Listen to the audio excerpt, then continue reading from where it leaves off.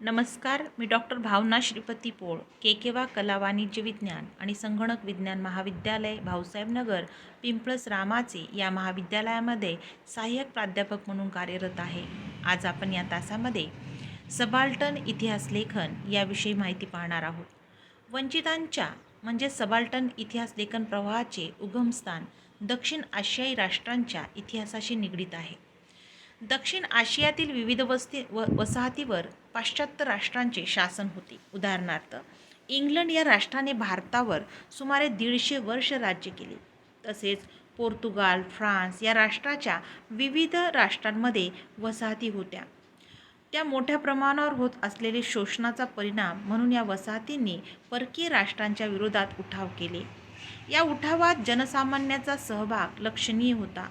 मात्र परकीय शासनाच्या विरोधात केलेल्या उठावाची दखल त्या काळातील इतिहास लेखकांनी घेतली नाही.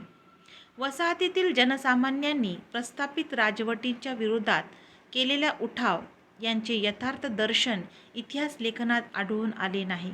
अशा उठावातील समाजाच्या तळागाळातील जनता समूहांनी केलेल्या कामगिरी संपूर्णतः माहिती करून घेतल्याखेरीज तत्कालीन इतिहासाचे सम्यक दर्शन होणार नाही. या धारणेतून त्या राष्ट्रातील विविध इतिहासकारांनी जे इतिहास लेखन केले त्याला सबाल्टर्न इतिहास लेखन असे म्हणतात. सबाल्टर्न अभ्यासाविषयी. सबाल्टर्न अभ्यासामध्ये लोकवृत्तीच्या माध्यमातून इतिहासातील अनभिज्ञ सत्याचा शोध घेतल्याचे दिसते. इतिहासातील माहिती करून ते समजण्याचा प्रयत्न केलेला आहे. वंचितांचा अभ्यास करताना त्यांचे महत्त्वाचे कार्य जाणून घेण्यासाठी वाङ्मय, लोककथा, लोकगीते आणि स्मृती यांचा आधार घेण्यात आला. कल्पित समुदाय. बेनेडिक्ट अँडरसन यांनी कल्पित समुदाय अशी संज्ञा मांडलेली आहे. बेनेडिक्ट अँडरसन यांच्या विचाराने प्रभावित होऊन रणजित गुहा आणि पार्थ चॅटर्जी यांनी कल्पित समुदायाचा अभ्यास केला.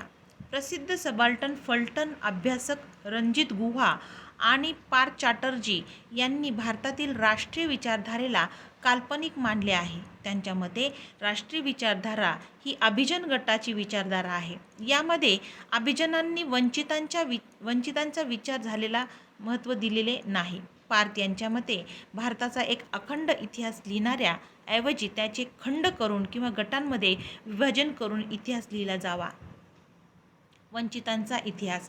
सबाल्टर्न अभ्यासामध्ये महत्त्वाचा भाग म्हणजे वंचितांचा इतिहास होय. वंचितांच्या इतिहासामध्ये त्यांच्या कार्याचा उल्लेख करून ते कार्य किती महत्त्वाचे आहे याची नोंद केली गेली व वंचितांच्या विकासाचा, प्रगतीचा इतिहास लिहिणे हे राष्ट्राच्या विकासाचे प्रतीक आहे. भारताच्या स्वतंत्र चळवळीचा इतिहास लिहिताना सबाल्टर्न इतिहास या स्वरूपात लिहिला जावा. या इतिहासामध्ये अभिजन वर्गाचा दृष्टिकोन बाजूला ठेवून सामान्य जनतेच्या दृष्टिकोनातून इतिहास लिहिला जावा. त्यामध्ये शेतकरी वर्गाचा इतिहास.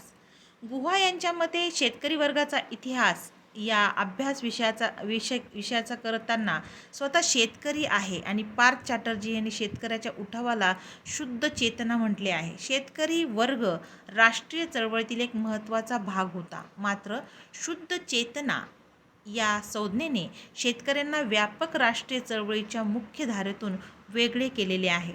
शेतकरी वर्गाचा इतिहास लिहिताना त्यांचा सखोल अभ्यास केला गेला. त्यासाठी वेगवेगळ्या ठिकाणावरील शेतकऱ्यांचा उठाव हा मुख्य विषय होता. स्वतंत्र सामुदायिक स्त्री अस्मिता. स्त्री प्रश्नावर सबाल्टर्न इतिहासकारांचे एक मत असल्याचे दिसते. त्यांच्या मते राष्ट्रामधील स्त्रियांना स्वतंत्र सामुदायिक अस्मिता असते. पार्थ चॅटर्जी यांच्या राष्ट्र आणि महिला या लेखामध्ये असे मत व्यक्त करतात की राष्ट्राचा इतिहास अंतर्गत याचा इतिहास लिहिणे हे स्त्रियांबरोबर अन्यायकारी आणि विश्वासघात केल्यासारखे होईल. म्हणून स्त्रियांच्या एकदाचा स्वतंत्र इतिहास लिहिणे योग्य ठरतं. आदिवासी उठाव. आदिवासींच्या उठावाचे सबाल्टर्न अभ्यासाचा महत्त्वाचा विषय आहे. आदिवासींचे उठाव हे प्रामुख्याने जुलमी वासाहतिक शासनाविरुद्ध होते. परक्या वसाहतींनी केलेली आर्थिक पिळवणूक, जुलमी शासकीय धोरणे यामुळे आदिवासींच्या परंपरागत जीवनपद्धतीवर, आत्मसन्मान यावर आघात झाला. परिणामी आदिवासी प्रतिकार करण्यास सिद्ध झाले. राष्ट्रीय आंदोलन. राष्ट्रीय आंदोलनाच्या व्यापक प्रवाहात कामगार, शेतकरी, आदिवासी असे अनेक गटात सामील झाले होते. राष्ट्रीय आंदोलनातील नेत्यांचे विचार आदिवासींचे विचार भिन्न असल्याचे दिसते. तसेच आदिवासींचे राष्ट्रीय आंदोलनातील सहभाग मागील प्रेरणा ही भिन्न भिन्न होत्या. त्यामुळे राष्ट्रीय चळवळ एकजिनसी नव्हती अशी या गटाची भूमिका आहे. अशा पद्धतीने आदिवासी गटाला राष्ट्रीय चळवळीपासून वेगळं करून आदिवासींचा इतिहास लिहिणं योग्य ठरते. स्वातंत्र्योत्तर इतिहास. स्वातंत्र्य चळवळीतील नंतर स्वातंत्र्योत्तर काळातील समस्यांचा अभ्यास महत्त्वाचा विषय आहे.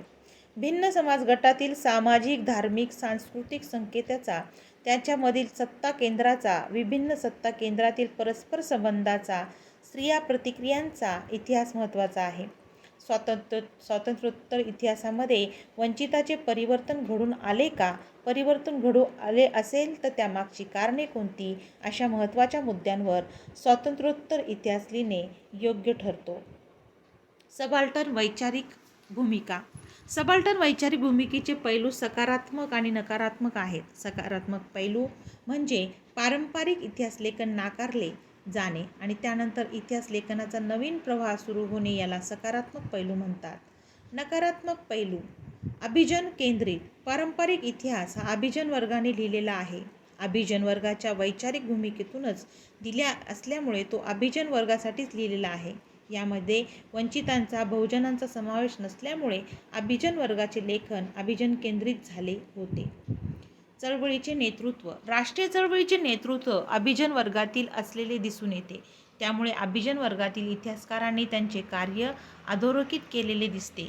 यामुळे चळवळीचे सगळे श्रेय अभिजन वर्गाला मिळाल्याचे आढळून येते.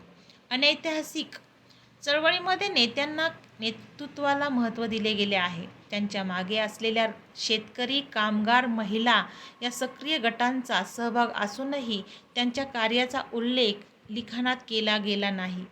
त्यामुळे असे लिखाण अनेक ऐतिहासिक असून त्यातील इतिहास वास्तवतेला धरून नाही. सामान्य श्रेयांपासून वंचित.